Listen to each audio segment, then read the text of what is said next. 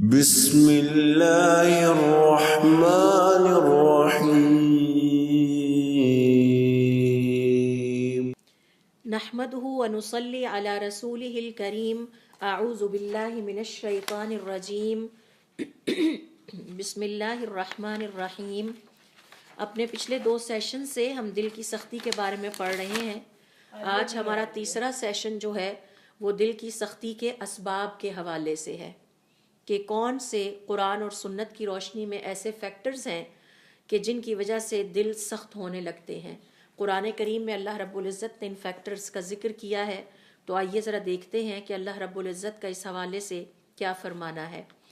سب سے پہلے نمبر پر جب ہم قرآن اور سنت کا مطالعہ کرتے ہیں تو پتہ یہ چلتا ہے کہ دل کی سختی کا سب سے بڑا سبب ہے کثرت سے بولنا، بہت زیادہ بولنا،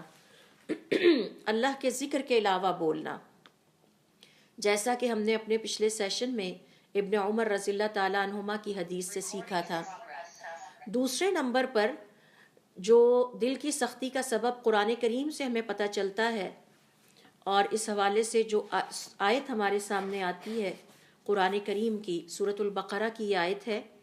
اور اس حوالے سے اللہ رب العزت کا ارشاد ہے فَبِمَا نَقْضِهِمْ مِيثَاقَهُمْ، تو یہ جو انہوں نے اپنا کیا ہوا اللہ تعالیٰ سے وعدہ توڑا، لَعَنَّاهُمْ، تو ہم نے ان پر لعنت کی، وَجَعَلْنَا قُلُوبَهُمْ قَاسِيَةً، اور ان کے دلوں کو سخت کر دیا۔ تو اس سے ہمیں پتہ یہ چلا کہ اللہ رب العزت کے ساتھ اگر کوئی وعدہ کیا جائے اور پھر اس کو توڑ دیا جائے تو اس کی سزا اللہ تعالیٰ کی طرف سے یہ ملتی ہے کہ دل سخت کر دیے جاتے ہیں۔ ابن عقیل ایک دن اپنے واعظ و نصیحت میں کہتے ہیں، اپنے ساتھیوں کو اسی طرح سے واعظ و نصیحت کر رہے تھے تو اپنی محفل میں فرماتے ہیں، ہر وہ مسلمان خبردار ہو جائے جو اپنے دل میں ذرا سی بھی سختی پاتا ہے اور اس چیز پر غور کرے کہ کیا اس نے اپنی زندگی میں کہیں اللہ تعالیٰ سے کوئی وعدہ کیا اور پھر اس کو پورا نہیں کیا، کیونکہ اللہ رب العزت فرما رہے ہیں فَبِمَا نَقْضِهِمْ مِيثَاقَهُمْ، تو جو انہوں نے اللہ سے وعدہ کیا تھا یعنی یہودیوں نے، اور پھر اس وعدے کو توڑ دیا تو اللہ تعالیٰ نے اس کی سزا انہیں یہ دی کہ ان کا دل سخت کر دیا۔ تیسرا سبب قرآن کریم اور حضور اکرم صلی اللہ علیہ وسلم کی حدیث سے جو ہمیں پتہ چلتا ہے وہ ہے کثرت سے ہنسنا۔ بہت زیادہ ہنسنا دل کو مردہ کر دیتا ہے۔ اس حوالے سے ترمذی کی روایت ہے، حسن بیان کرتے ہیں ابو ہریرہ رضی اللہ تعالیٰ عنہ سے کہ حضور اکرم صلی اللہ علیہ وسلم نے فرمایا لا تکثروا الضحک، زیادہ ہنسو نہیں، فإن کثرت الضحک تمیت القلب، کیونکہ یہ جو ہنسنا ہے زیادہ یہ دلوں کو مردہ کر دیتا ہے۔ یہی حدیث حضرت ابو ہریرہ رضی اللہ تعالیٰ عنہ سے ایک اور روایت سے آتی ہے کہ آپ صلی اللہ علیہ وسلم نے فرمایا زیادہ ہنسنا دلوں کو مردہ کر دیتا ہے۔ تو ایک حدیث میں ہمیں حکم دیا کہ زیادہ نہ ہنسو، اور ایک میں فرمایا زیادہ ہنسنے سے دل مردہ ہوتے ہیں۔ چوتھا سبب جو دلوں کی سختی کا باعث بنتا ہے قرآن اور سنت کی روشنی میں وہ ہے زیادہ کھانا، اور خاص طور پر اگر یہ کھانا حلال نہ ہو، مشکوک ذرائع آمدن سے تیار کیا گیا ہو یا حرام ذرائع آمدن سے تیار کیا گیا ہو۔ بشر ابن الحارث کہتے ہیں 2 خصلتیں ایسی ہیں جو دلوں کو سخت کر دیتی ہیں۔ نمبر 1 زیادہ بولنا، اللہ کے ذکر کے علاوہ زیادہ بولنا، اور زیادہ کھانا، تو زیادہ کھانے سے بھی دل سخت ہوتے ہیں۔ اس حوالے سے مروزی اپنی کتاب الورع میں فرماتے ہیں کہ میں نے ابو عبداللہ سے پوچھا یعنی احمد ابن حنبل رحمۃ اللہ علیہ سے کہ کیا یہ ممکن ہے کہ انسان کا دل نرم ہو جبکہ اس کا پیٹ بھرا ہو؟ آپ نے فرمایا میں یہ رائے نہیں رکھتا، حلال بھی اگر اللہ تعالیٰ نے عطا کیا ہے تو پیٹ بھر کے نہ کھایا جائے، بلکہ بھوک کی طلب ابھی ہو تو چھوڑ دیا جائے اور اس پہ اکتفا کیا جائے۔ 5واں سبب جو ہم نے آج ڈیٹیل سے اسٹڈی کرنا ہے وہ یہ ہے قرآن اور سنت کی روشنی میں کہ دل کی سختی کا ایک سبب یا ایک وجہ یہ بھی ہے کہ جب گناہوں کی کثرت ہو جاتی ہے، جب انسان کے گناہ زیادہ ہو جاتے ہیں تو اس کے نتیجے میں سورۃ المطففین کی آیت نمبر 14 میں اللہ تعالیٰ فرماتے ہیں کلا بل ران علی قلوبہم ما کانوا یکسبون، جو یہ گناہ کماتے تھے اس کی وجہ سے ان کے دلوں پر ایک سیاہ نقطہ لگا دیا جاتا ہے، تو پھر اس سے دل سخت ہونے لگتے ہیں۔ اس کی تفصیل حضور اکرم صلی اللہ علیہ وآلہ وسلم اپنی حدیث میں کچھ اس طرح بیان کرتے ہیں کہ مومن جب بھی کوئی غلطی کرتا ہے، اللہ تعالیٰ کی نافرمانی کرتا ہے یا گناہ کا کام کرتا ہے، تو اس کے دل پر ایک سیاہ نقطہ لگا دیا جاتا ہے۔ پھر اگر وہ توبہ کر لے اور اپنے آپ کو اس غلط کام سے روک لے، اللہ تعالیٰ کی نافرمانی سے روک کر استغفار کر لے، تو اس کا دل دوبارہ چمکدار ہو جاتا ہے۔ اگر آپ کو یاد ہو تو ہم نے یہ پڑھا تھا کہ دل بنیادی طور پر اللہ کے نور کی جگہ ہے، تو اللہ کا نور ماند پڑنے لگتا ہے جب ہم مسلمان اللہ تعالیٰ کی نافرمانیوں کا ارتکاب کرتے ہیں، اور پھر سیاہ نقطہ جب لگا دیں گے تو اس نور کی میں کمی آنے لگتی ہے، اور جب وہ سیاہ نقطہ ہٹا دیا جاتا ہے تو نور پوری طرح سے دوبارہ اس کو چمکدار بنا دیتا ہے۔ بعض ترمذی کی روایت کے مطابق بعض صالحین کہا کرتے تھے کہ بدن جب اس کے اندر کم خوراک ڈالی جاتی ہے تو اس کے نتیجے میں دل نرم پڑتا ہے، اور بعض کہا کرتے تھے کہ جب گناہ کم ہو جاتے ہیں یا اگر ہو گئے ہیں تو ان سے توبہ کر لی جائے تو اس کے نتیجے میں آنکھوں سے آنسو جاری ہونے لگتے ہیں، تو آنکھیں بھی آنسو جاری کرنے لگتی ہیں اور دل بھی نرم پڑنے لگتے ہیں۔ تو اب آپ یہ دیکھیے کہ یہ وہ 5 اسباب ہیں جن کا ذکر علامہ ابن رجب الحنبلی رحمۃ اللہ علیہ اپنی کتاب قسوۃ القلوب یا دلوں کی سختی میں کرتے ہیں۔ اس حوالے سے علماء کرام کا یہ کہنا ہے کہ یہاں دل کی سختی سے مراد یہ ہے کہ یہ بہت ہی سخت ہو جاتا ہے، اس میں شدت آ جاتی ہے، اور یہ تمام ان دلی معرفت سے، معرفت کا لفظ یہاں بہت اہم ہے، وہ تمام معرفتیں جو کسی اچھے دل کو، چمکدار دل کو عطا ہونی تھیں، ان سے اللہ رب العزت محروم کر دیتے ہیں ایسے انسان کو۔ اور وہ معرفتیں کیا ہیں؟ دل میں اللہ کے لیے محبت رکھنا، دل میں اللہ تعالیٰ کی تعظیم رکھنا، دل میں اللہ رب العزت کی طرف پلٹ جانے کا جو ہے وہ جذبہ اور شوق رکھنا کہ میں نے اپنے رب کی طرف پلٹنا ہے، خشیت الہی کا اپنے دل میں اس کو محسوس کرنا۔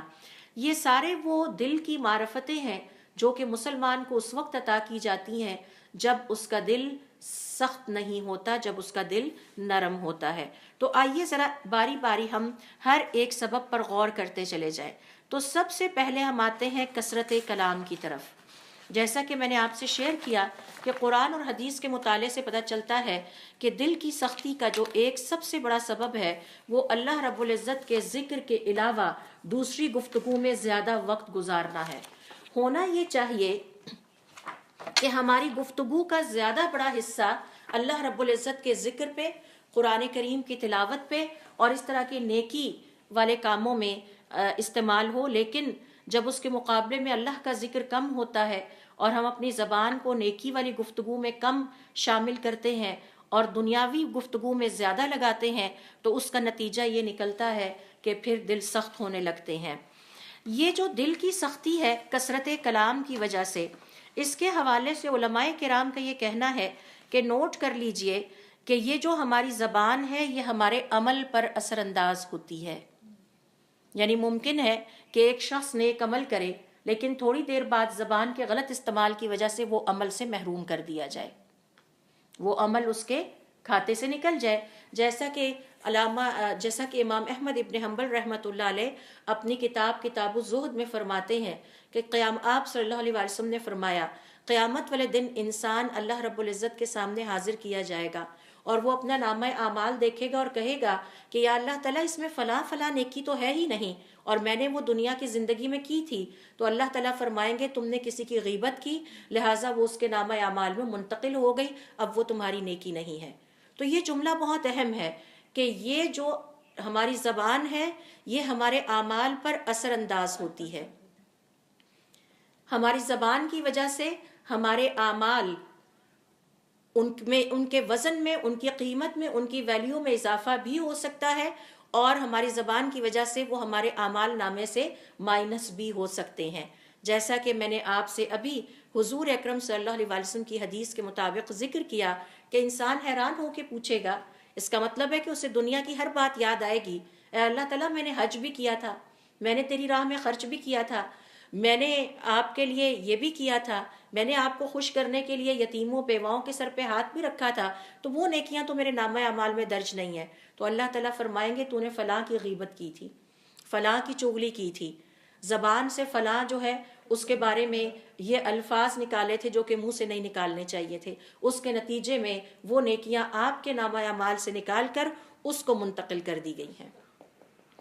تو یہ جملہ بہت اہم ہے جو کہ علماء کرام یہ کہتے ہیں کہ ہمیں اسے اپنے ذہن میں محفوظ کر لینا چاہیے کہ ہماری زبان کا اثر ہمارے اعمال پر بہت زیادہ ہوتا ہے، اور ہماری زبان ہمیں مدد دے سکتی ہے اللہ تعالیٰ کی طرف بڑھنے میں بھی،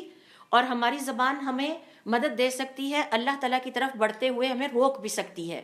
یعنی زبان اتنا طاقتور عضو ہے، اور اس حوالے سے ہمارے علماء کرام یہ کہتے ہیں کہ 90% اللہ رب العزت کی نافرمانی جس انسانی جسم کے عضو سے ہوتی ہے وہ زبان ہے۔ اگر آپ ہاتھوں کی نافرمانیوں کی فہرست بنائیں، زبان کی سے کی جانے والی نافرمانیوں کی فہرست بنائیں، تو زبان سے اللہ تعالیٰ کی نافرمانیاں زیادہ ہوتی ہیں۔ تو یہ جو کثرت کلام ہے، اللہ کے ذکر کے علاوہ، قرآن کریم کی تلاوت کے علاوہ جو ہم زیادہ گفتگو میں مصروف رہتے ہیں، یہ تباہ کن ہے۔ یہ ہماری زندگی پر، دنیا کی زندگی پر بھی اثر انداز ہوتا ہے اور آخرت کی زندگی پر بھی اثر انداز ہوتا ہے۔ یہی وجہ ہے کہ ہمارے علماء کہا کرتے تھے کہ اس روئے زمین پر جس چیز کو سب سے زیادہ لمبی قید میں رکھنا ضروری ہے وہ زبان ہے، اور زبان کو خوب اچھی طرح سے اس کی نگرانی کیجیے۔ ابن مسعود رضی اللہ تعالیٰ عنہ کا یہ قول ہے کہ اس روئے زمین پر سب سے زیادہ لمبی قید میں زبان کو رکھنا چاہیے، کیونکہ یہ ہمارے اعمال کو ضائع کرتی چلی جاتی ہے، کاٹتی چلی جاتی ہے۔ جیسے کھڑی فصل کو کوئی چیز کاٹ دے، اس طرح ہماری نیکیوں کو یہ تلف کرتی چلی جاتی ہے۔ اور اس حوالے سے اگر ہم دیکھیں کہ حضور اکرم صلی اللہ علیہ وسلم اپنی ایک حدیث میں حضرت معاذ رضی اللہ تعالیٰ عنہ کو نصیحت کرتے ہوئے فرماتے ہیں، جب انہوں نے یعنی حضرت معاذ رضی اللہ تعالیٰ عنہ نے حضور اکرم صلی اللہ علیہ وآلہ وسلم سے سوال کیا کہ مجھے مختلف نیکی کے عمل بتائیے کہ جن کے نتیجے میں میں جنت سے قریب ہوتا چلا جاؤں اور جہنم سے دور ہوتا چلا جاؤں۔ حضور اکرم صلی اللہ علیہ وآلہ وسلم نے طرح طرح کے نیکی کے عمل بتائے، نیک عمل بتائے، اور فرمایا کیا میں تمہیں ان سب کا خلاصہ نہ بتا دوں؟ پھر حضرت معاذ رضی اللہ تعالیٰ عنہ نے فرمایا کیوں نہیں اے اللہ کے رسول؟ تو آپ نے فرمایا کف علیک ھذا، اپنی زبان کو پکڑا اور فرمایا کہ اس کو قابو کر لو،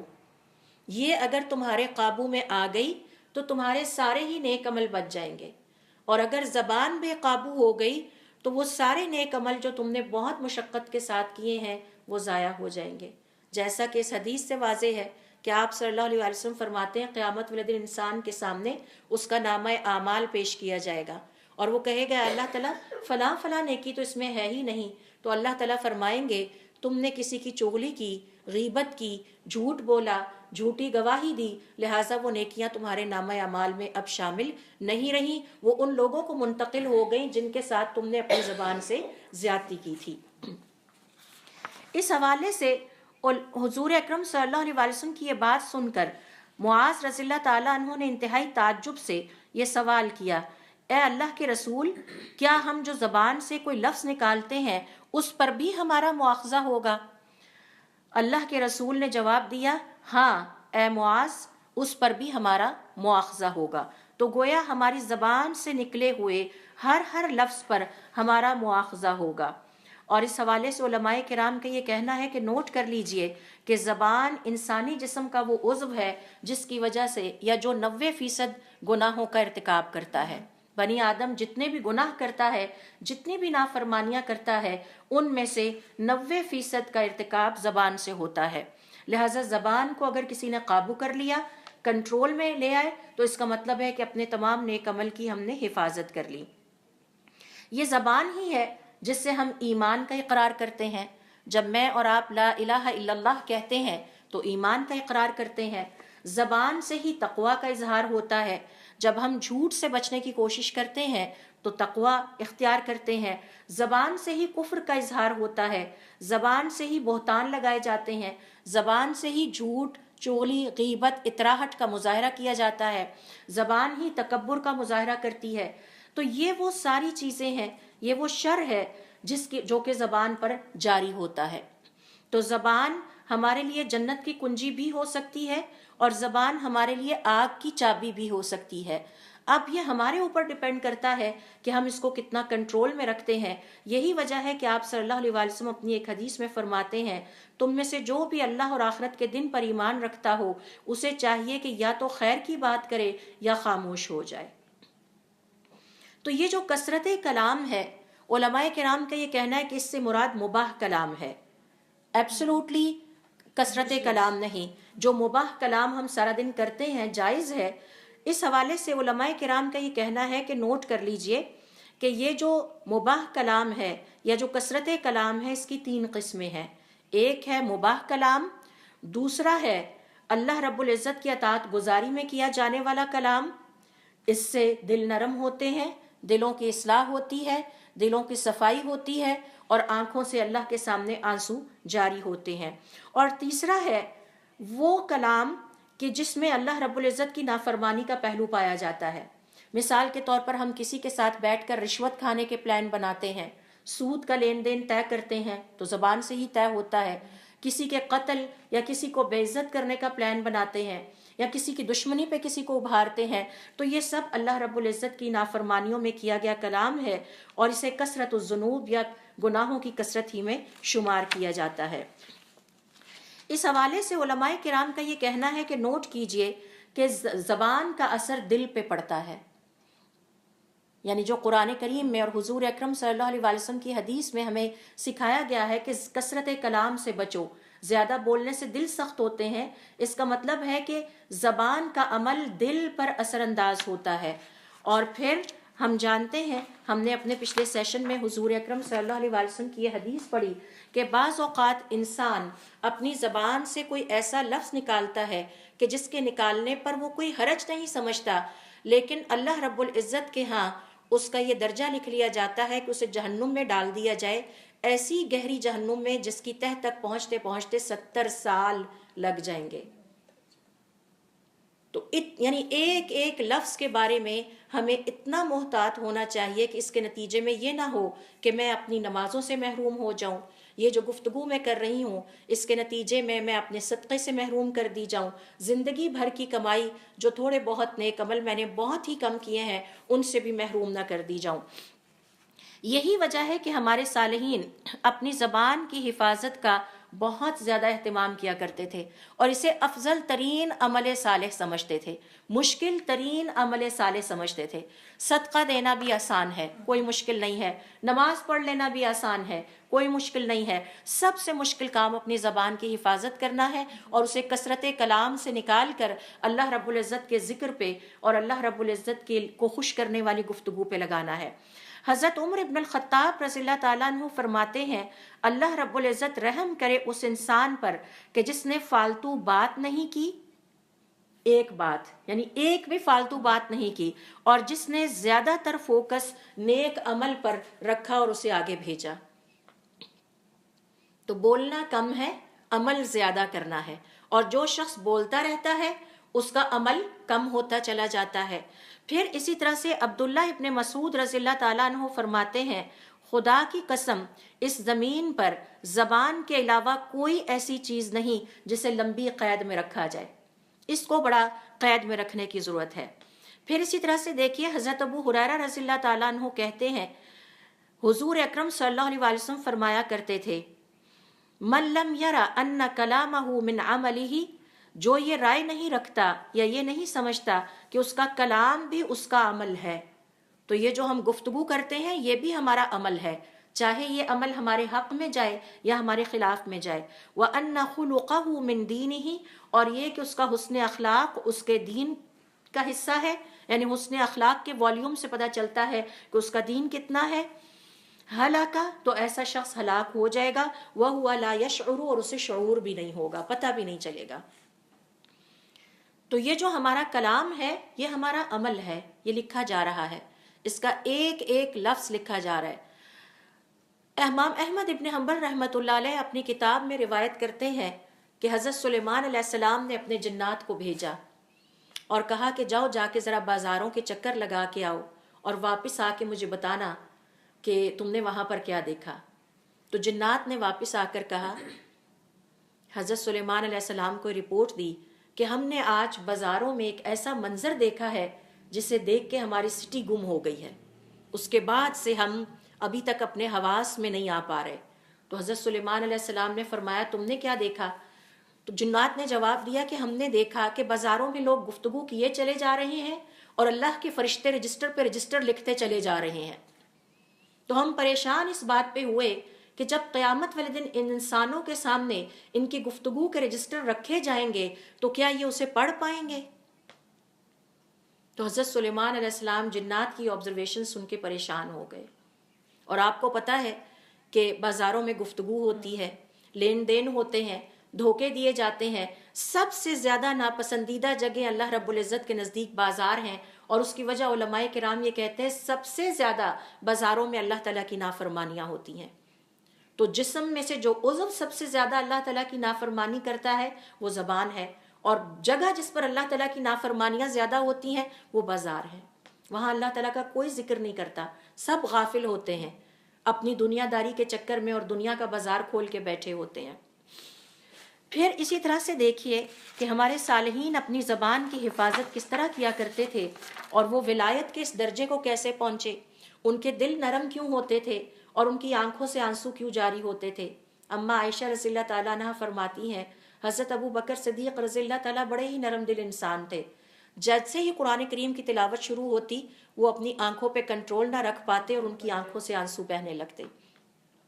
تو دل کی یہ نرمی انہوں نے کتنے مجاہدے سے، کتنی مشقت سے حاصل کی۔ ابو درداء کہتے ہیں انصف اذنیک من فیک، اپنے دونوں کانوں سے اپنے منہ سے پہلے انصاف کرو، اپنے کانوں کے ساتھ انصاف کرو۔ فَإِنَّمَا جُعِلَ لَكَ أُذُنَانِ، اللہ تعالیٰ نے تمہیں دو کان عطا کیے ہیں، اثنتان وفم واحد، اور ایک منہ دیا ہے، لِتَسْمَعَ أَكْثَرَ مِمَّا تَقُولُ، تاکہ آپ سنیں زیادہ اور بولیں کم۔ تو اپنے کانوں کے ساتھ انصاف کیجئے، سنیں زیادہ اور بولے کم، اور یہ حضرت ابو درداء رضی اللہ تعالیٰ عنہ کا قول ہے۔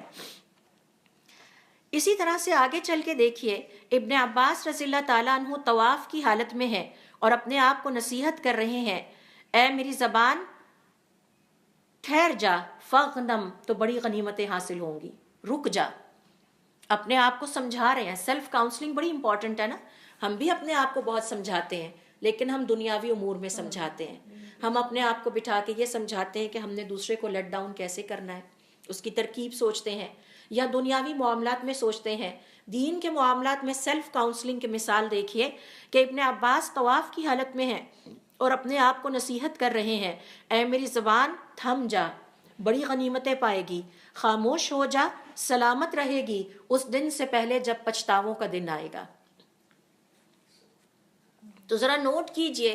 آج اگر میرے سامنے یہ اعلان کیا جائے کہ آپ نے زندگی میں جو ایک حج کیا تھا وہ فلاں کو دے دیا گیا ہے کیونکہ آپ نے اس کی بارے میں جھوٹی گواہی دی تھی، تو میرے غم کا اندازہ لگائیے اور میرے دکھ کا اندازہ لگائیے کہ کیا اس وقت وہ عالم ہوگا۔ یہی وجہ ہے کہ وہ اپنی زبان کو کہہ رہے ہیں، اے میری زبان تھم جا، بڑی غنیمتیں پائے گی، خاموش ہو جاؤ، سلامت رہو گی اس دن جو کہ پچھتاووں کا دن ہوگا۔ بڑے بڑے لوگ پچھتائیں گے، ظاہرہ پچھتائیں گے تو اللہ سے پوچھیں گے نا، یا اللہ تعالیٰ فلاں نیکی تو میرے اعمال نامے میں ہے ہی نہیں، میں نے فلاں نیکی بھی کی تھی، فلاں بھی کی تھی، فلاں بھی کی تھی۔ تو اللہ تعالیٰ فرمائیں گے تم نے چغلی کی تھی، غیبت کی تھی، بہتان تراشی کی تھی، جھوٹی گواہی دی تھی، بے وقوف بنایا تھا دوسرے کو، اپنی زبان سے خوشامد کی تھی، منہ پہ تعریفیں کی تھیں، لہٰذا اب تمہاری یہ نیکیاں تمہارے نامہ اعمال سے ان کے نامہ اعمال میں منتقل کر دی گئی ہیں۔ ابن عمر رضی اللہ تعالیٰ عنہما فرمایا کرتے، ان احق ما طہر الرجل لسانہ،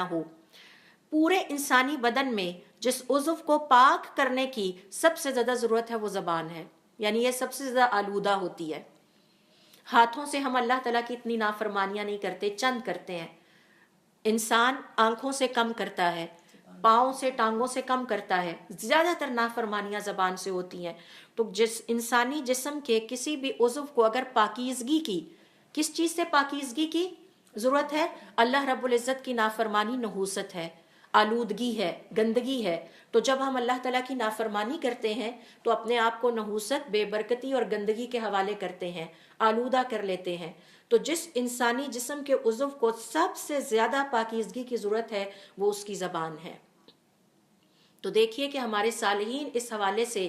کتنا ادراک رکھتے تھے اور کتنی احتیاط کرتے تھے کہ بولنا ہے یا نہیں بولنا، سوچ سمجھ کے ایک ایک بات کرتے تھے، کیونکہ حدیث کے جو الفاظ ہیں آپ صلی اللہ علیہ وسلم فرماتے ہیں صرف ایک لفظ کبھی انسان کے منہ سے، زبان سے ایسا نکل جاتا ہے جس کی وجہ سے وہ 70 سال تک جہنم کی تہوں میں، گہرائیوں میں پھینک دیا جاتا ہے۔ 70 سال کی گہرائی اور ایک لفظ۔ اور اس کے بعد اسی حدیث کو سامنے رکھتے ہوئے آپ صالحین کے اقوال پہ نظر ڈالیے تو پتہ چلتا ہے کہ وہ کتنے محتاط تھے زبان کے استعمال میں۔ پھر اسی طرح سے مطرف ابن شقیر رحمۃ اللہ علیہ فرماتے ہیں جس کا عمل صاف ہوا اس کی زبان صاف ہوگی۔ تو ان کے ہاں صاف زبان، ستھری گفتگو، باوقار، سلیقے سے کی گئی گفتگو جو ہے وہ کسی بھی انسان کی انسانیت کی دلیل تھی۔ من صفا عملہ، جس کا عمل اچھا ہوا اس کی لسان زبان بھی اچھی ہو جاتی ہے، اور جس کا عمل ملا جلا ہوگا اس کی زبان بھی ملی جلی ہوگی، اس کی گفتگو بھی ایسی ہی ہوگی۔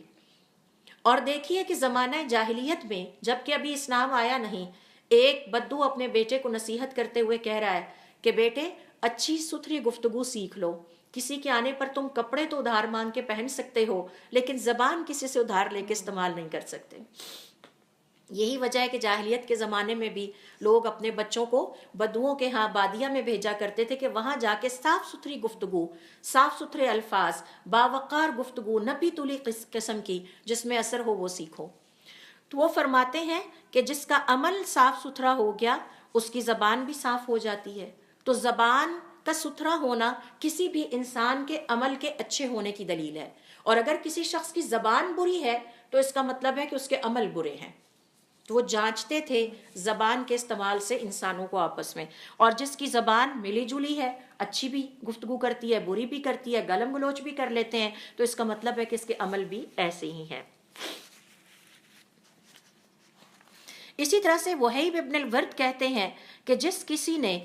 اپنے کلام کو اپنا عمل جانا اس کا کلام کم ہو جاتا ہے۔ یعنی اگر ہمیں یہ سمجھ میں آ جائے کہ ہماری گفتگو، ہماری منہ سے نکلا ہوا ایک ایک لفظ عمل ہے تو پھر ہم بہت سوچ سمجھ کے اپنی زبان سے کوئی لفظ نکالیں گے۔ ابراہیم التیمی کہتے ہیں المؤمن اذا اراد ان یتکلم نظر، مومن کی شان یہ ہے، مومن کا طریقہ کار یہ ہے کہ جب وہ بولنا چاہتا ہے تو پہلے غور و فکر کرتا ہے، پہلے تولو اور پھر بولو۔ اور پھر فرمایا فَإِن كَانَ كَلَامُهُ لَهُ تَكَلَّمَ، اگر اس کا یہ بولنا اسے فائدہ پہنچا سکتا ہے تو پھر تو وہ بولتا ہے۔ وَإِن كَانَ عَلَيْهِ، اور اگر اسے محسوس ہو کہ میری یہ گفتگو قیامت والے دن میرے خلاف گواہی دے گی، میرے نامہ اعمال میں میرے خلاف جائے گی، أَمْسَكَ عَنْهُ، تو وہ اپنی زبان کو روک لیتا ہے۔ والفاجر، اور فاجر کی نشانی یہ ہے انما لسانہ رسلا رسلا، اس کی زبان چلتی ہی چلی جاتی ہے، وہ بعد میں سوچتا ہے۔ تو ہر لفظ پہ وہ سوچا کرتے تھے، ہر لفظ پہ غور و فکر کیا کرتے تھے کہ یہ جو گفتگو میں اپنی زبان سے کرنے لگی ہوں یا کرنے لگا ہوں یہ میرے حق میں ہوگی یا میرے خلاف ہوگی۔ پھر اسی طرح سے ابی الاشہب کہتے ہیں اس شخص نے اپنے دین کو ہی نہیں سمجھا جو اپنی زبان کی حفاظت نہ کر پایا۔ جو شخص اپنی زبان کی حفاظت نہیں کر پایا وہ اپنے دین کو کبھی بھی سمجھ نہیں سکتا، وہ دیندار ہونے کا دعویٰ ہی نہ کرے۔ اسی طرح سے ایاس الفہری کہتے ہیں کہ انسان اپنی زبان میں، اپنی گفتگو میں بھی اسی طرح سے سرکشی اور بغاوت کا مظاہرہ کرتا ہے جیسے اپنے مال میں سرکشی اور بغاوت کا مظاہرہ کرتا ہے۔ اس سے کیا مراد ہے؟ گفتگو میں اللہ رب العزت نے ہمارے لیے لمٹس اور حدود مقرر کر دی ہیں، مال کے استعمال میں بھی ہمارے لیے لمٹس اور حدود ہیں۔ مال کو ہم حرام جگہوں پر استعمال نہیں کر سکتے، مال کے حوالے سے ہم اسراف نہیں کر سکتے۔ اگر ہم اپنے مال کو حرام جگہوں پر استعمال کرتے ہیں اور مال کو اسراف میں استعمال کرتے ہیں تو یہ ہمارے برے عمل ہیں۔ اسی طرح سے زبان کی بھی حدود مقرر ہیں۔ اگر ہم اپنی زبان کو غیبت کے دائرہ کار میں جا کے استعمال کرتے ہیں، چغلی، بہتان، جھوٹی گواہی دینا، جھوٹی تعریفیں کرنا، خوش آمدے اور چاپلوسی سے کام لینا، تو اس کا مطلب ہے کہ ہم نے زبان سے اللہ تعالیٰ کی سرکشی کر دی، اللہ تعالیٰ کی حدود کی نفی کر دی اور اللہ تعالیٰ کے احکام سے بغاوت کر دی۔ تو اس میں بھی اسی طرح سے سرکشی پائی جاتی ہے جیسا کہ جو ہے مال میں سرکشی پائی جاتی ہے۔ عبد الرحمن ابن شریح کہتے ہیں اگر کسی شخص کو اللہ کے بندے کو اختیار دیا جائے کہ وہ اپنے لیے کوئی ایک نیک عمل چن لے تو اسے چاہیے کہ وہ کثرت کلام سے بچنے یعنی خاموشی کو چن لے۔ 90% اس کے عمل سیدھے ہو جائیں گے اگر وہ صرف ایک زبان کو کنٹرول کر لے گا۔ تو آپ یہ دیکھیے کہ آج کے مسلمان کی گفتگو میرا خیال ہے کہ 95% دوسرے کاموں میں اور 5% اللہ رب العزت کے ذکر میں، قرآن کریم کی تلاوت میں اور نماز اور دوسرے دیگر نیکی کے کاموں میں لگتی ہے۔ تو جب کسی مسلمان کی گفتگو 95% غلط جگہوں پہ ہو رہی ہے تو اس کے بعد ہم یہ کیسے توقع کریں کہ قرآن کریم کی تلاوت شروع ہوتے ہی ہماری آنکھوں سے آنسو جاری ہونے لگیں؟ ہماری آنکھیں خشک ہو چکی ہیں، دل سخت ہو چکے ہیں، اور اس کی ایک بڑی وجہ کثرت کلام ہے۔ یحییٰ ابن ابی کثیر اس حوالے سے کہتے ہیں، انسانوں کی پہچان کے حوالے سے، اگر تم 2 خوبیاں کسی شخص میں پالو تو جان لو کہ اس شخص کے اندر خیر ہی خیر ہے۔ اذا کان حابسا للسانہ، اگر وہ اپنی زبان کو روک کر رکھتا ہے، یحافظ علی صلاتہ، اور نمازوں کی خوب حفاظت کرتا ہے۔ تو 2 خوبیاں اس بات کا پتہ دیتی ہیں کہ اس بندے کے اندر بڑی خیر ہے۔ ایک تو یہ کم بولتا ہے اور دوسرا یہ نماز کی پابندی کرتا ہے۔ ابراہیم رحمت اللہ علیہ کہتے ہیں اکثر انسان قیامت والے دن 2 گناہوں کی وجہ سے ہلاک کر دیے جائیں گے، یعنی اکثر انسان 2 غلطیوں کے حوالے سے احتیاط کا مظاہرہ نہیں کر پاتے، فضول المالی، ضرورت سے زیادہ مال کا خرچ کرنا، و فضول الکلامی، اور ضرورت سے زیادہ گفتگو میں مصروف ہونا۔ آج آپ کو پتہ ہے کہ کوئی محفل چل رہی ہو اور ہم اس میں اپنا حصہ گفتگو میں نہ ڈالیں تو ہم اس کو عار سمجھتے ہیں۔ ہمارے صالحین اپنی حفاظت اسی میں سمجھتے تھے کہ وہ ایسی گفتگو میں حصہ ہی نہ لیں جو دنیاوی امور پر مشتمل ہے۔ مثال کے طور پر ہم خواتین کی اگر مثال لے لیں تو خواتین کی گفتگو کا اگر آپ انالیسس کریں تو گھنٹوں کپڑوں اور شاپنگ پہ ہوتی ہے، اور جب خواتین سے کہا جائے کہ آپ دین سیکھنے کے لیے وقت نکالیں یا تسبیح یا صبح شام کے اذکار، تو کہتی ہیں کہ ہمارے پاس تو ٹائم ہی نہیں ہے۔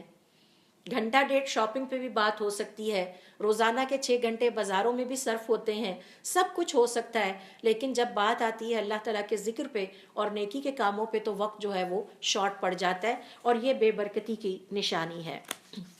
اسی طرح سے دیکھیے اوزاعی رحمت اللہ علیہ فرمایا کرتے تھے ان المؤمن یقول قلیلا، مومن وہ ہوتا ہے جو کم بولتا ہے، ویعمل کثیرا، اور زیادہ عمل کرتا ہے، وان المنافق یتکلم کثیرا، منافق زیادہ بولتا ہے، ویعمل قلیلا، اور کم کام کرتا ہے نا خوبصورت بات؟ مومن کم بولتا ہے، زیادہ عمل کرتا ہے، منافق زیادہ بولتا ہے اور عمل کم کرتا ہے، کیونکہ اسے بولنے سے فرصت ملے گی تو وہ کوئی اور عمل کرے گا اٹھ کے۔ پھر اسی طرح سے انہی کا قول ہے من کثر مالہ کثرت ذنوبہ، جس کا مال زیادہ ہوتا ہے اس کے گناہ بھی زیادہ ہو جاتے ہیں۔ تو یہ بہت ہی بیٹھ کے سوچنے والی اور غور کرنے والی چیزیں ہیں۔ جب مال زیادہ ہوتا ہے تو اسراف ہونے لگتا ہے، اور پھر وہ اسراف کا اثر کھانوں میں بھی نظر آتا ہے، اس اسراف کا اثر لائف سٹائل پہ بھی نظر آتا ہے، خوشی کے موقعوں پر بھی نظر آتا ہے، غم کے موقعوں پر بھی نظر آتا ہے۔ تو فرمایا کرتے من کثر مالہ، جس کا مال زیادہ ہوتا ہے، کثرت ذنوبہ، اس کے گناہ بھی زیادہ ہوتے ہیں، ومن کثر کلامہ، اور جس کا کلام زیادہ ہوتا ہے، جس کی گفتگو زیادہ ہوتی ہے اور بولنا چالنا زیادہ ہوتا ہے، کثر کذبہ، اس کے جھوٹ بھی زیادہ ہو جاتے ہیں۔ اور پھر فرماتے ومن ساء خلقہ، اور جس کا اخلاق برا ہو گیا، عذب نفسہ، وہ خود بخود اپنے نفس کو عذاب کے حوالے کر دیتا ہے۔ تو بد اخلاقی ایک عذاب ہے، کیونکہ بد اخلاقی اللہ تعالیٰ کی نافرمانی ہے، نحوست ہے، آلودگی ہے، گندگی ہے اور بے برکتی ہے۔ پھر وہ یہ بھی کہا کرتے اے ابن آدم بسطت لک صحیفتن، تمہارا نامہ اعمال پھیلا دیا گیا ہے، ووکل بک ملکانی کریمانی یکتبان اعمالک، اس وقت تمہارے اللہ کے دو معزز فرشتے ہر عمل کو لکھ رہے ہیں، فَاكْسِرْ مَا شِئْتَ أَوْ أَقِلْ، اب تمہاری مرضی ہے جو تم زیادہ کرنا چاہو یا جو تم کم لکھوانا چاہو۔ عبداللہ ابن المبارک عزلت یعنی تنہائی کی تعریف بیان کرتے ہیں، اور کیا تعریف بیان کرتے ہیں؟ عزلت یعنی تنہائی سے مراد یہ ہے خلوت نشینی، جس میں آپ کسی کے ساتھ نہ بیٹھے ہوں، اس سے مراد یہ ہے کہ آپ کسی قوم کے ساتھ ہوں، جب وہ اللہ کے بارے میں بات چیت کریں تو آپ شامل ہو جائیں، اور جب وہ دنیا کی گفتگو میں مصروف ہوں تو آپ خاموش ہو جائیں۔ تو انسان وہیں بیٹھا بیٹھا بھی اپنے آپ کو عزلت میں لے جا سکتا ہے کہ پھر آپ ان کی گفتگو سے اپنا حصہ نکال دیں اور ان کے ساتھ شامل نہ ہو۔ سفیان رحمت اللہ علیہ فرمایا کرتے تھے انما لسانی سبع، میں اپنی زبان کو ایک درندہ سمجھتا ہوں، ان ارسلتہ، اگر میں نے اسے آزاد اور کھلا چھوڑ دیا، خفت ان یاکلنی، تو یہ تو مجھے ہی کھا جائے گی۔ یعنی زبان کو وہ اپنے کو ایک درندے سے تشبیہ دے رہے ہیں کہ میں اسے آزاد نہیں چھوڑ سکتا، اگر میں نے اسے آزاد چھوڑ دیا تو یہ تو مجھے ہی کھا جائے گی، مجھے تباہ کر دے گی۔ اور زبان کے کھانے سے مراد کیا ہے؟ ایسے ایسے عمل کرے گی کہ جس کے نتیجے میں آخرت میں جہنم کی آگ 70 سال کی گہرائی میں گرتا چلا جائے گا، ایک لفظ کی وجہ سے، ایک لفظ، اور انسان اس کو بڑا معمولی سمجھتا ہے، اس میں کوئی حرج نہیں سمجھتا اور زبان سے وہ لفظ نکال دیتا ہے۔ اللہ رب العزت ہمیں توبہ کرنے کی توفیق عطا فرمائے۔ اسی طرح سے ہمارے صالحین اکثر یہ کہا کرتے تھے جو شخص زیادہ بولتا ہے اس کا روب اور وقار کم ہوتا چلا جاتا ہے۔ داؤد الطائی محمد ابن العزیز رحمت اللہ علیہ سے ایک دن کہتے ہیں کہ مجھے بتائیے کہ سب سے مشکل ترین اور افضل ترین عمل کون سا ہے جو میں کروں اپنی زندگی میں؟ انہوں نے جواب دیا حفظ اللسانی، زبان کی حفاظت کر لینا۔ یہ وہ نیک عمل ہے کہ جس کو بہت ہی چند خوش قسمت افراد کر پاتے ہیں جنہیں اللہ رب العزت کی طرف سے توفیق حاصل ہوتی ہے۔ طاؤس جو تھے ان کی عادت تھی کہ وہ اکثر ہی خاموش رہا کرتے تھے اور اس پر معذرت کیا کرتے تھے اور کہا کرتے تھے کہ میرا تجربہ ہے کہ یہ جو میری زبان ہے یہ مجھے انتہائی گری ہوئی حرکات پہ مجبور کر سکتی ہے، اس لیے میں آپ کی گفتگو میں زیادہ شامل ہونا پسند نہیں کرتا، تو مجھے اس پر معاف کر دیجئے، معذرت کیا کرتے تھے۔ حسن ابن حی سے پوچھا گیا کہ ورع کی تعریف بتائیے۔ ورع ہوتا ہے بعض اوقات کسی حلال چیز سے بھی آپ اس لیے بچتے ہیں کہ آپ کو حرام کی طرف نہ لے جائے، یعنی بہت زیادہ احتیاط کرنا، اور یہ ایک ڈگری ہے ایمان کی، ہر کسی کو اس کی توفیق نہیں عطا ہوتی، کچھ لوگ بہت احتیاط کر سکتے ہیں، کچھ احتیاط نہیں کرتے اور شبہات میں پڑ جاتے ہیں۔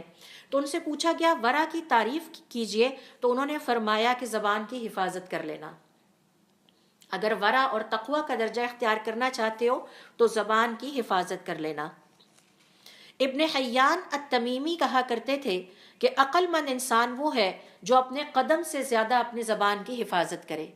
جب ہم نے قدم رکھنا ہوتا ہے کسی جگہ پہ تو ہم بہت سوچ سمجھ کے رکھتے ہیں، اور اگر کیچڑ ہو تو ہمارا کیا رد عمل ہوتا ہے، ہم اپنے کپڑوں کی حفاظت کا بھی سوچتے ہیں۔ یہ نہیں ہوتا کہ ہم پہلے قدم رکھ دیتے ہیں اور پھر دیکھتے ہیں کہ یہاں کیا تھا۔ تو قدم سے بھی زیادہ اپنی زبان کی حفاظت کرنے والا انسان عقل مند ہے۔ صالح ابن ابی الاصغر کہتے ہیں کہ میں نے ایوب السختیانی رحمت اللہ علیہ سے کہا کہ مجھے کوئی وصیت کیجئے، تو انہوں نے فرمایا بس ایک ہی چیلنج اپنی لائف میں ایکسیپٹ کرو، اور وہ یہ ہے کہ کم سے کم بولو۔ زیادہ بولنا بہت خطرناک ہے۔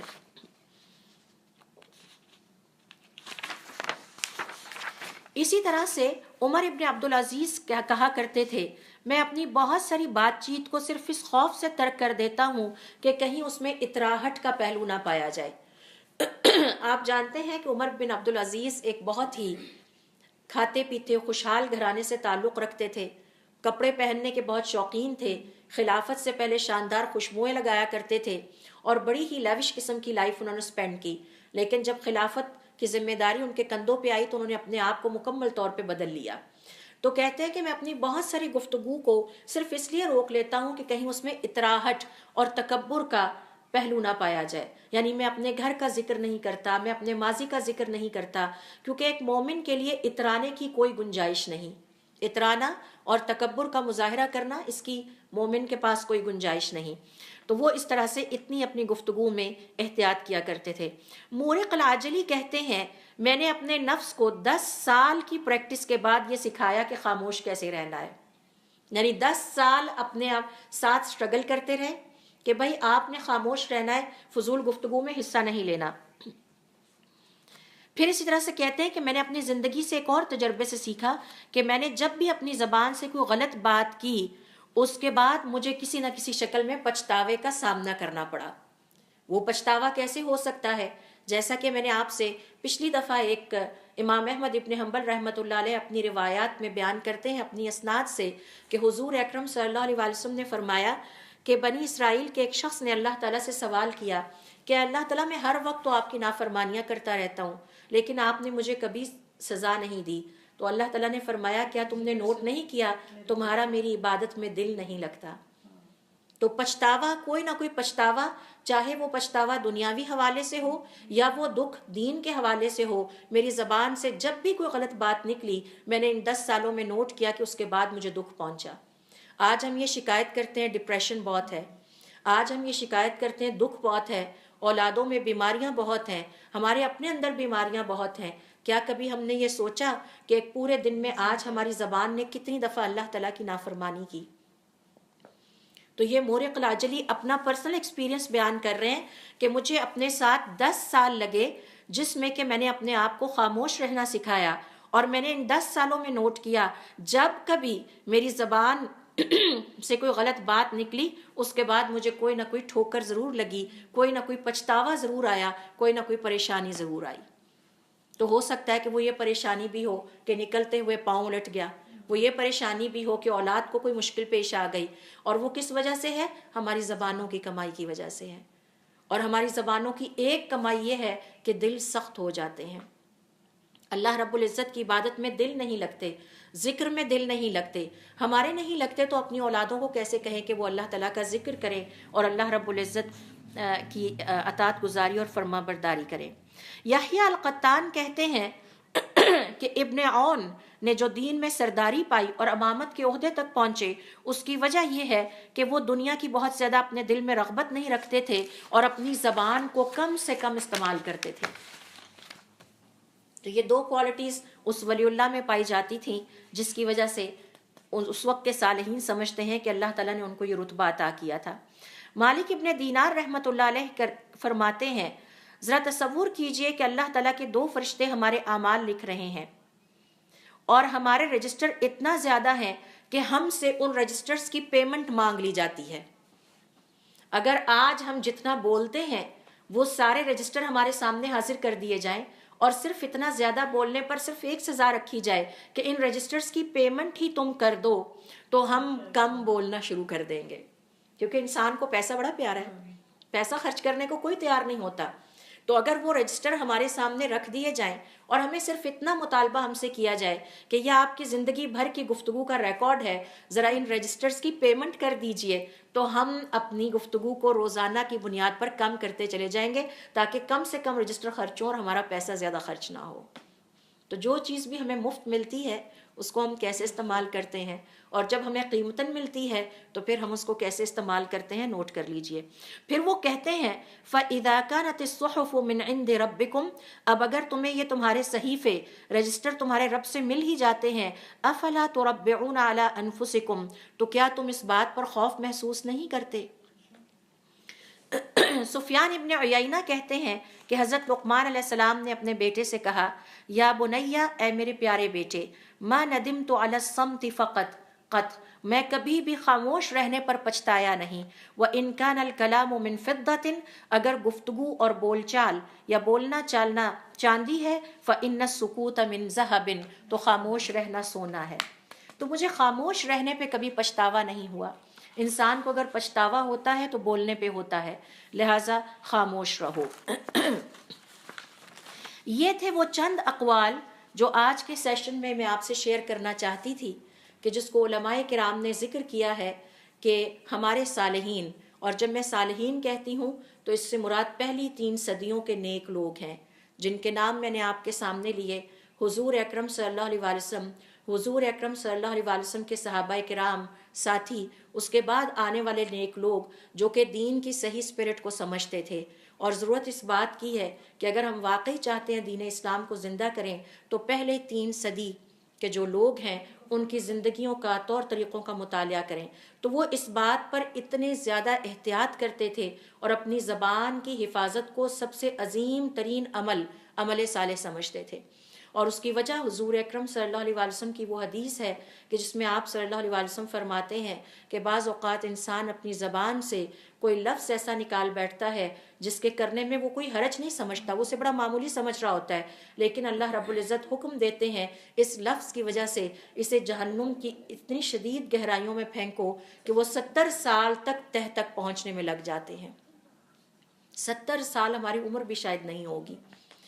تو اس وجہ سے صالحین کس طرح سے اپنی زبان کی حفاظت کرتے تھے، اور دل کے سختی کے جو 5 اسباب قرآن کریم میں اور حدیث میں بیان کیے گئے ہیں ان میں سے ایک یہ ہے کہ بہت زیادہ گفتگو کرنا، اللہ کے ذکر کے علاوہ دیگر گفتگو میں جو ہے وہ گھنٹوں صرف کرنا، جیسا کہ آج ہم دیکھتے ہیں میچ پہ گھنٹوں گفتگو ہوتی ہے، سیاست پہ گھنٹوں گفتگو ہوتی ہے، فیشن پہ گھنٹوں گفتگو ہوتی ہیں، گھر میں کوئی فنکشن آ جائے، شادی بیاہ آ جائے تو اس پہ گھنٹوں گفتگو ہوتی ہے،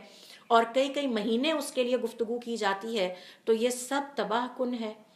مسلمان کو زبان اللہ کا ذکر کرنے، تلاوت کرنے، سچ بولنے کے لیے، سیدھی صاف ستھری بات کرنے کے لیے اور اس طرح کی نیکیوں اور نیک عمل کے لیے دی گئی تھی، اتنی برائیوں کا ارتکاب کرنے کے لیے یہ زبان عطا نہیں کی گئی۔ اور آپ کے سامنے میں نے مثالیں رکھی کہ کس طرح ہمارے صالحین زیادہ بولنے سے احتیاط کرتے تھے، کیونکہ انہیں پتہ تھا اس کی سزا بہت سخت ہے، وہ یہ کہ ہم اپنے رب سے دور ہو جائیں گے، اپنے دین سے دور ہو جائیں گے، یہ ہمارے دلوں کی سختی کا باعث بنے گی۔ تو اللہ رب العزت ہمیں توفیق عطا فرمائے کہ ہم توبہ کریں، اپنے رویے میں تبدیلی پیدا کریں، اس دین کو سیکھنے کے لیے وقت نکالیں، اور اس پیغام کو عام کرنے کے لیے جو کوششیں کر سکتے ہوں ہم کوششیں کریں۔ سبحانک اللہم و بحمدک، اشہد ان لا الہ الا انت، استغفرک و اتوب الیک۔